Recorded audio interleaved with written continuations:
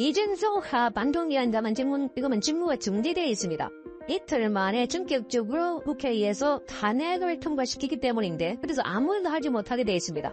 3, 4개월 동안, 많게는 6개월 동안 아무 일도 못하고 지금 지켜보고만 있는 이런 상황인데 그런데도 불구하고 지금 더불어민주당 지금 이준석 위원장에 대해서 윤석열 정부에 대해서 방송장악은 전두환 시절로 되돌아가자는 것이다 이렇게 말하면서 또 거세게 공격을 했습니다.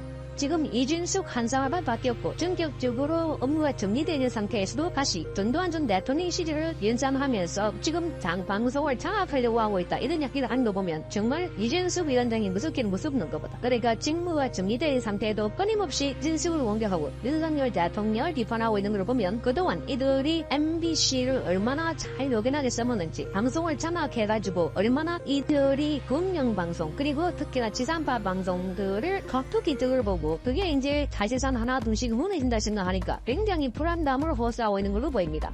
그러니까 진작 이런 수를 쓰지 하는 생각이 드는 겁니다. 오늘 박찬대는 입으로는 자유와 민주주의를 말하는 윤석열 대통령이 언론 자유를 탄압하고 있다. 방송을 장악하고 민주주의를 짓밟고 있다. 이렇게 주장했습니다. 박찬대는 오늘 광주 5.18 묘지를 참배한 후에 기자들에게 이렇게 말했습니다. 세계적으로 모범적인 민주국가 대한민국이 윤석열 정부 2년 만에 독재화가 진행되고 있다. 치욕스러운 오명을 받고 있다. 이렇게 말하고 있습니다. 이게 어떻게 보면 과거에 지금 군사 정권을 말하고 있는 것 같습니다.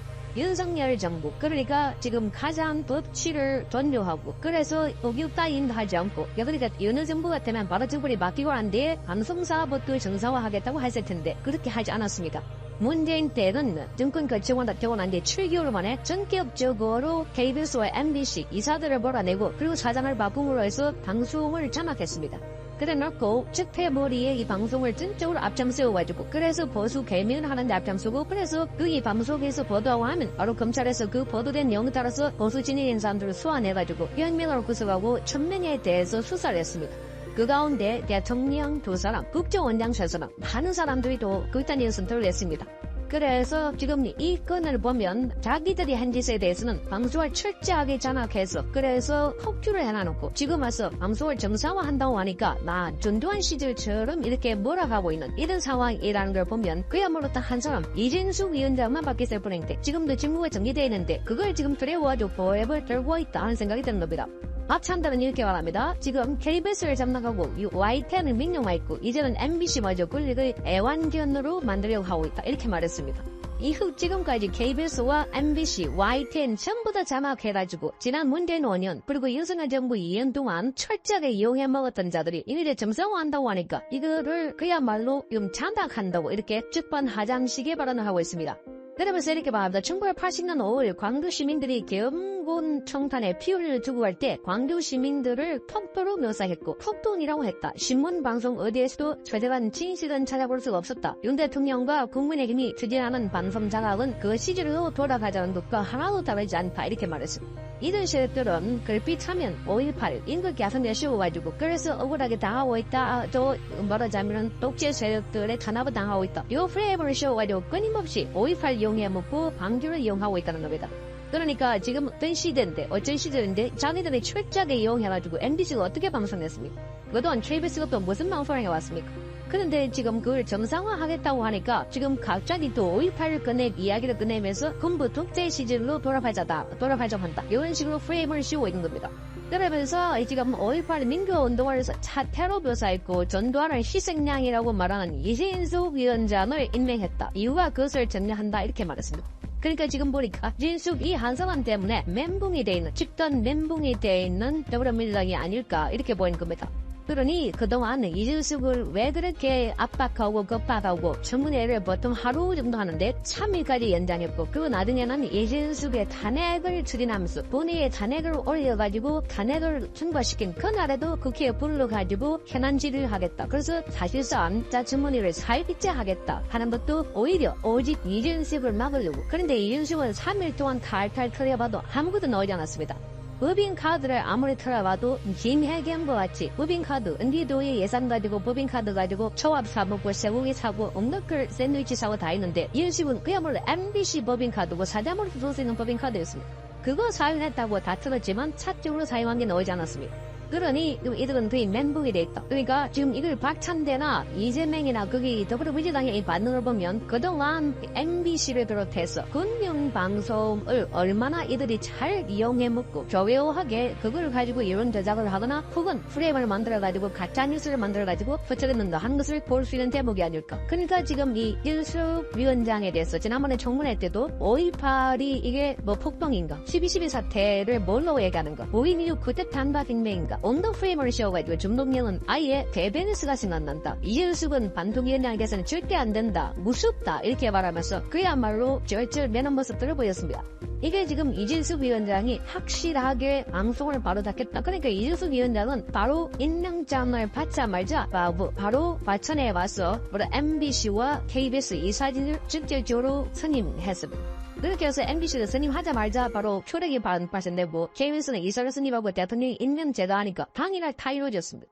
그렇게 해서 지금 KBS와 MBC가 정상화되고 있으니까 지금 여기 박찬대가 그야말로 뭐라 그럴까요? 발작적 증세를 보이고 있다. 박찬대뿐만 아니라 민노총 산하의 언론들도 지금 발발 떨고 있다는 겁니다. 지금 안에서도 좀 어떻게 대응하나? 그러니까 이 MBC의 계열사 사장들은 더 유수의 모의거래 집단으로 어떻게 대응하겠다? 법률 대응을 하겠다. 민노총 산하의 언론들도 지금 전전긍긍하고 있다고 합니다. 앞으로 자기들에게 닥쳐올 쓰나미 같은 조치들. 그러니까 지금 자기들의 과거에 한 짓이 있으니 그러니까 자기들은 민노총 산하의 언론들가 아닐 경우에 업무에 배제하고 도명 창구 같은 사무실에 처박아놓고 온갖 업무를 다 시켰다는 겁니다. 기자 보고 취재 보도하는 일이 아닌 영상 이런 걸 보고 뭐 자료 정리하는 작업 그런 걸 시킨다든지 이렇게 해가지고 온갖 이렇게 탄압을 다 했는데 이제 그런 게 자기들이 오지 않을까 그렇게 해서 지금 두려워서 발발 떨고 있는 것 같습니다. 국민의힘 한동훈 대표의 배려로 인해서 국회 사무실을 확보하게 된 조국이가 매우 망덕하게도 앞담을 품고 있습니다. 그러니까 한동훈 대표가 대표실을 비워주면서 조국 당의 사무실이 자리를 잡게 된 것인데 고마다고 해도 무달할 판에 온졸한 속내만 조국이가 드러낸 겁니다. 조국이는 어제 한동훈 대표가 대표실을 양보해뒀다는 취지의 보도가 이어지자 국민의힘이 점거하고 내주지 않아서 우리 당이 계속 항의했었다고 비난했습니다. 조국이는 자신의 페이스북에 당 대표실 관련 논란을 언급하며 지난 6월 27일 국회 사무처가 조국 당 사무공간으로 배치했음에도 국민의힘이 점거하고 내주지 않았다고 적었습니다. 앞서 조국당은 국회 사무처에 당초 배정받은 사무실이 의석수에 비해서 공간이 부족하다는 점과 원내 정당 중 유일하게 사무공간을 떨어뜨려 놓았다는 점 등을 들어서 재배정을 요구한 바 있습니다. 이 같은 요구에 국회 사무처는 지난 6월 27일 비교섭 단체 등 사무실 재배정 통보 공문을 내고 국회 본관 사무실을 재배정했는데 기존의 대표실과 비서실로 사무실을 사용하던 국민의힘이 전당대회 등의 사정으로 사무실을 계속 사용하자 조국당은 지난 2일 사무실 앞에 국민과 함께 단호하게 싸우겠다는 내용이 적힌 대형 현수막을 설치하고 국회 사무처 사무실 재배정 공문을 붙이는 등 이른바 유치권 행사에 나서기도 했습니다. 국민의힘 박정하 당대표 비서실장은 지난 2일 언론에 공지를 내고 한동훈 대표는 국회 본관 대표실 관련 보고를 받은 뒤 국회 사무처가 불편하지 않게 모두 양보해주라고 지시했다며 국민의힘은 조만간 국회 본관 대표실을 쩔할 예정이라고 설명을 했습니다. 그러니까 충분히 양당이 조율해서 협의를 거쳐 사무실을 이전할 수 있는 문제를 가지고 유치권 행사하듯이 국회 내에서 소란을 일으키고 관련 보고를 받은 한동훈 대표가 배임될 수 없게 양보를 해뒀으면 고맙다, 협조 감사하다 뭐 이렇게 넘어가는 게 정상 아닙니까? 근데 이걸 가지고 부들대면서 비난을 퍼붓는 조국이의 옹졸하기 짝이 없는 신성만 그러한 총국이 아닌가 싶습니다. 그러면 다음 소식 전하겠습니다.